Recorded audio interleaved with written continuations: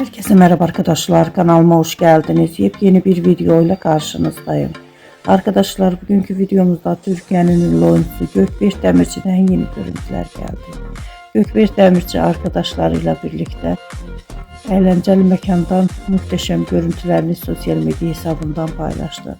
Ben de bu görüntüleri sizler için YouTube kanalımda video halinde sunuyorum arkadaşlar. Umarım beğenirsiniz. Videomu beğendiyseniz kanalımı izlemeyi ve bildirim butonuna basmayı unutmayın. Şimdilik benden bu kadar olsun. Yeni videomuzda görüşmek üzere.